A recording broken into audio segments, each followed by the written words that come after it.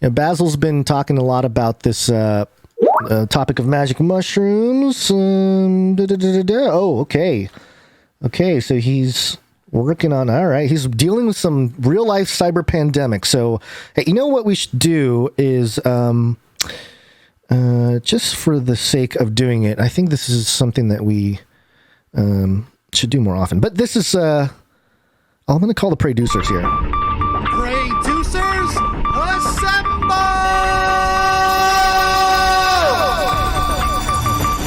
All right, producers, send your prayers out to Basil and for him to figure out and claim victory over this miniature cyber pandemic that he is experiencing that has prevented him from being on the show live with us right now. So clearly something went wrong, and whether that is nefarious in origin or nefarious in a spiritual manner, let's just pray that things get fixed and he can jump back on here. But yeah, so he's been talking a lot about this magic mushroom thing, and here's an article from theindependent.co.uk, otherwise known as Indie UK. And before we even jump into the article, I just want to point out the author of this article, because this is an individual that I am not entirely convinced is real, as a real human. And that is the author of this article, an environmental correspondent for independent.co.uk, Harry Cockburn.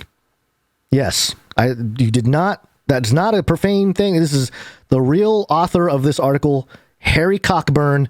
He's written a lot of articles, and he's got a page here on the indie.co.uk website here.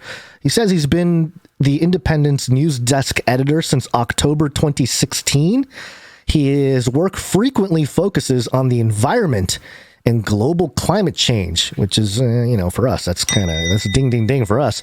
But I don't know, man. I don't think this is a real guy. I think this is some AI deep-faked individual writing articles about global climate change for indie.co.uk, which is 41% owned by the son of a former KGB agent, Russian oligarch. All the things that get uncovered on Canary Cry NewsTalk. So, anyway, getting back to this magic mushroom thing here. Okay, here's what it says.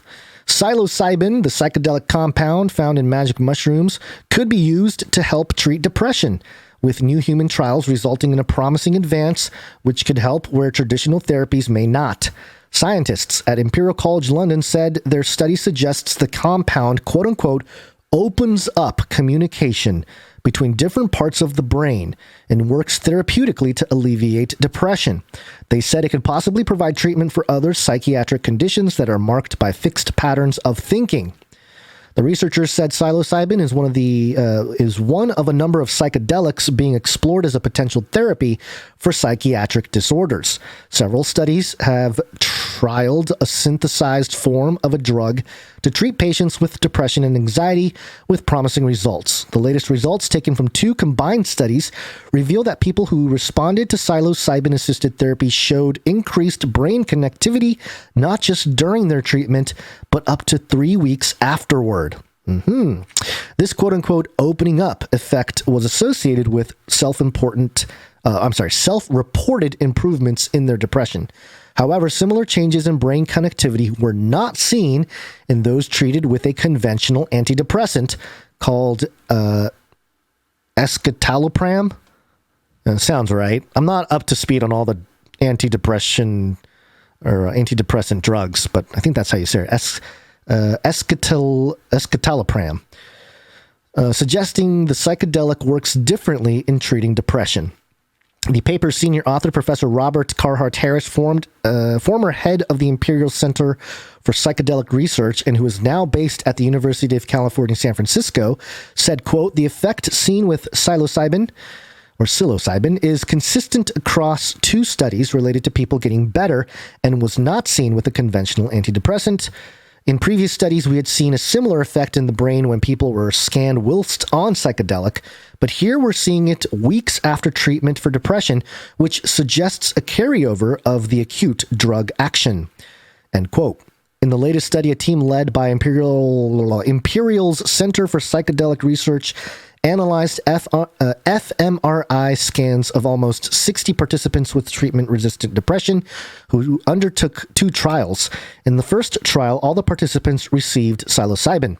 In the second, the participants were not told whether they had been given psilocybin or a placebo that turned out to be escitalopram, an SSRI, the selective serotonin reuptake inhibitor antidepressant. In addition to the drug, all participants also received talking therapies with registered mental health professionals, and brain scans were taken before and then 1 day or 3 weeks after participants received psilocybin therapy. Both trials found improvements with psilocybin therapy as measured by improved participant scores on clinical questionnaire. The scans, which were done before and after the treatment, showed the psilocybin treatment reduced connections within brain areas that are tightly connected in depression and increased connection to other regions of the brain that had not been well integrated and are more segregated in depressed patients. They found a correlation between this effect and symptom improvement in both trials. While the strength and duration of effect varied between participants, it was strongest in those who reported an improvement in symptoms. This is back to Professor Carhart Harris. Quote, "We don't yet know how long the changes in brain activity seen with psilocybin therapy last, and we need to do more research to understand this. We do know that some people relapse, and it may be that after a while their brains revert to the rigid pattern of activity we see in depression. The authors warned that while their findings are encouraging, the trials took place under controlled clinical conditions using regulated doses of psilocybin formulated in the laboratory and involved extensively in psychological support before, during, and after dosing provided by mental health professionals." I think this is the sort of nugget in this story, which is that this study was done not by the mushroom that you pick off of cow poop and, put in this is what the druggies do. They put it in a peanut butter sandwich or something and they scuffle it down for a trip. Not that kind of trial. We're talking lab created psilocybin. So different in the sense that, same substance chemically, but different origin. One happens under the sort of natural condition of the fallen world, where fungi grow from poop and other things and create this chemical that, when ingested, has this crazy effect on the mind and the brain and all that kind of, or just at least some kind of existential experience. The other is a synthetic psilocybin created in a laboratory in a controlled method and given to patients and in studies in a controlled way. So again, kind of begs the question, difficult, challenging questions on this topic, especially for Christians, when it comes to, hey, if it's created in the earth, God created it. It's part of God's creation. You can bring in the argument about the fall. Does that have something to do with natural occurring substances that may create some kind of perceptory experience? But also you got to think about in the Bible, there are prophets multiple times who are told to eat a scroll, for example. And from that ingestion, they have visions, so you just never know. I think there are the mechanics of, tapping into the spiritual world when it comes to these substances. I think that part of it is real and is sort of part of the design of creation. Whether we are to freely, under our own will, go under the influence to tap into those realms, that's a whole different ethical question.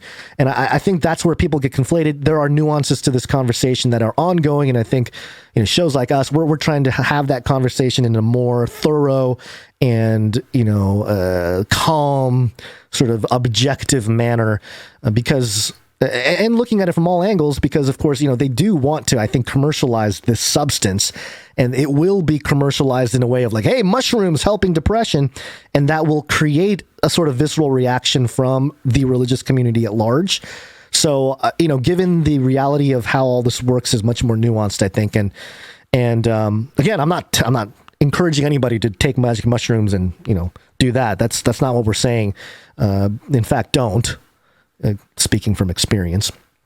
But it is an interesting topic because as it comes into mainstream culture in a clinical fashion, as the medical, the scientific dictatorship use it in a commercial manner to perhaps have the merchants of the world deceive the world through their sorcery, that kind of thing, then it certainly makes sense to take something that is a little bit more of a natural thing and make it their own so that they can control it and they can get all the controlling authoritarian benefit from it. So anyway, let me continue on here. They said patients with depression should not attempt to self-medicate with psilocybin, as taking magic mushrooms or psilocybin in the absence of these careful safeguards may not have a positive outcome. Again, let me say from personal experience, not just me, and people around me, too, that had some horrible experiences. Professor David Nutt, head of the Imperial Center for Psychedelic Research, said, quote, "These findings are important because for the first time we find that psilocybin works differently from conventional antidepressants, making the brain more flexible and fluid." Oh, wow. Who would benefit for having a flexible and fluid brain? It's much more easy to reshape someone's worldview, when they're under psilocybin because, their brains get more flexible and fluid, and less entrenched in the negative thinking patterns associated with depression. This supports our initial predictions and confirms psilocybin could be a real alternative approach to depression treatments. So there you go. This is another update. It's really nothing new in terms of the study or anything like that. I think some of these studies are old. It's sort of just combining the two and making another sort of public declaration of the effectiveness of psilocybin when it comes to treating depression.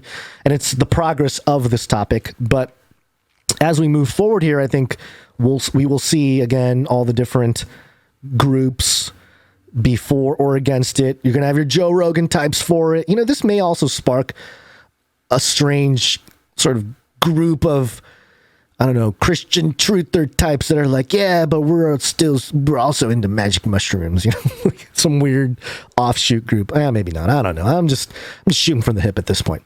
So anyway, that's the magic mushroom story. I'm sure Basil had a lot more to say about it. He may or may not be able to get to that today, but more importantly for me, I'm going to keep track of this Harry Cockburn here. We're looking out for you, Harry Cockburn. We'll see what kind of stories you're publishing and what kind of propaganda you're peddling for the KGB over there at the independent.co.uk.